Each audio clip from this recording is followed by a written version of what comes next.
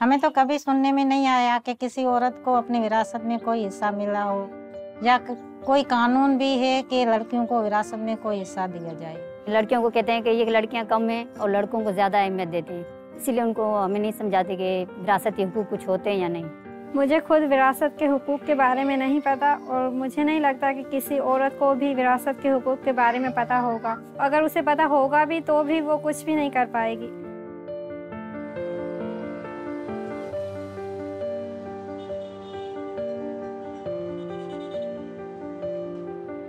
यहाँ पे इनहेरिटेंस के हवाले से अगर बात की जाए तो यहाँ पे ख्वातीन को अपना राइट नहीं दिया जाता।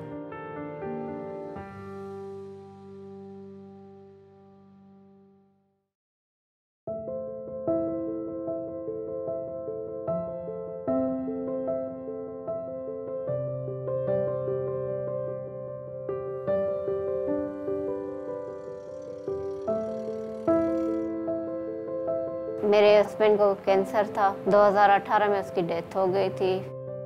उनके हस्बैंड की डेथ के बाद उनके सास और उनकी देवरानी है, उन्होंने उसे घर से भी निकाल दिया। एक हस्बैंड चला गया तो उसके बाद तो कोई वो सोर्स ऑफ इनकम था नहीं, ना वालिद का साया था, ना इनके भाई थे जिससे वो अपनी वेलफेयर कर सके, अपने अखराजात पूरे कर सके। जब उनके शोहर जिंदा थे तब उनको बताया था कि मैंने एक ज़मीन का टुकड़ा लिया हुआ है काजियमंद शहर में। एग्जैक्ट लोकेशन उनको पता नहीं थी। हस्बैंड की प्रॉपर्टी पे अगर माँ का हक होता है लड़के की, तो बीवी का भी होता है।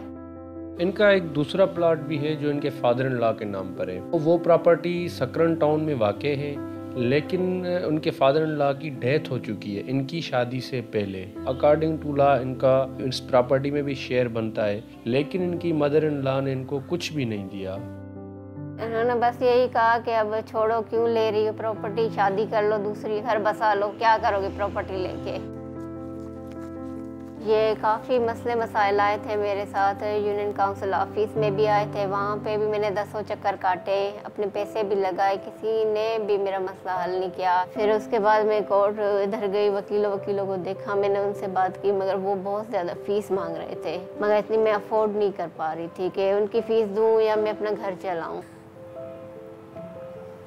बस ये लोग होते थे ना, बड़ा परेशान करते थे, बड़ा परेशान करते थे।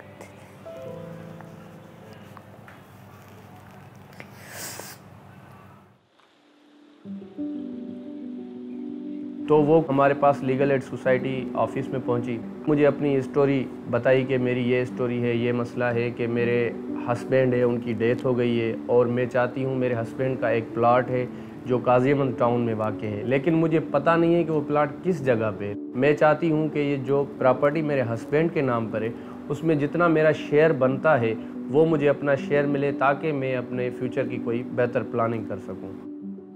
तो मैंने कहा कि ठीक है, हम कोशिश करते हैं कि हम आपको अपना राइट दिलवाएं। पर्सनली इदारे के बिहाफ पे उन्हें सपोर्ट किया, हम उनके साथ गए, फैमिली रजिस्ट्रेशन सर्टिफिकेट उनका निकलवाया और डेथ सर्टिफिकेट उनका निकलवाया, 2 फॉर्म की कॉपी, उनकी एप्लीकेशन हमने मूव की। उसके बाद जो है ना, हम इस केस को आगे लेके चलेंगे। मेरे पास तो एक पेपर भी नहीं था प्रॉपर्टी का कि कैसे मैं हल करवाऊँ। कहने का तो आसान काम है, 2-3 पेपर्स हैं, मगर काफ़ी मुश्किल है वो डॉक्यूमेंट्स का रिकॉर्ड भी हमने अपनी सोर्सेज से, मुख्तियार का रेवेन्यू से निकलवाया। फिर हमने एक एप्लीकेशन तैयार की म्यूटेशन ऑफ प्रॉपर्टी की, क्योंकि ये डॉक्यूमेंट होता है जिसको हम म्यूटेशन करवाते हैं, ऑनर्स नेम चेंज करवाते हैं। एप्लीकेशन मूव करने के बाद प्रोसेस होता है, वो प्रोसेस ये है कि उसमें आपको पब्लिकेशन करानी होती है कि अगर कोई और वुरसा हैं जो इस फैमिली ट्री में नहीं आ रहे तो वो भी विद इन 14 डेज हमसे रुजू करें। आफ्टर पब्लिकेशन वो जो प्रॉपर्टी थी वो उनके लीगल हेयर्स जो थे उनके नाम पे ट्रांसफ़र होगी। मां चाहियां थो त सुभाणे अगर तव्हां मूंसां टाइम कढो, जेकर तव्हां अची सघो काज़ीअमंद, त मां बि काज़ीअमंद अची वञा, त हिकु नज़र तव्हां पंहिंजी शइ ॾिसी वठो त तव्हांखे ख़बर पए त मुंहिंजे घर वारे जी प्रॉपर्टी आहे कहिड़ी जॻह ते।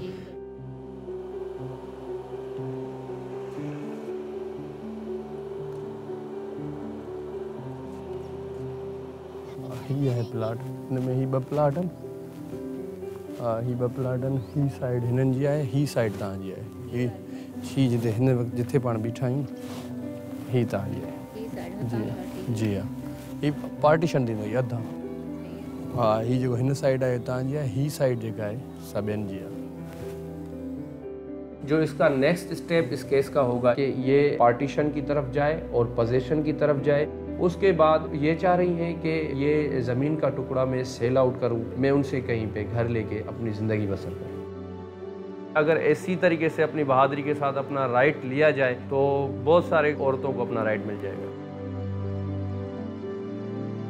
अब हिम्मत तो है कि इंशाल्लाह आगे आखिर तक लड़ेंगे, इतनी मेहनत की है तो आखिर तक जाएंगे, अपना हक लूंगी मैं।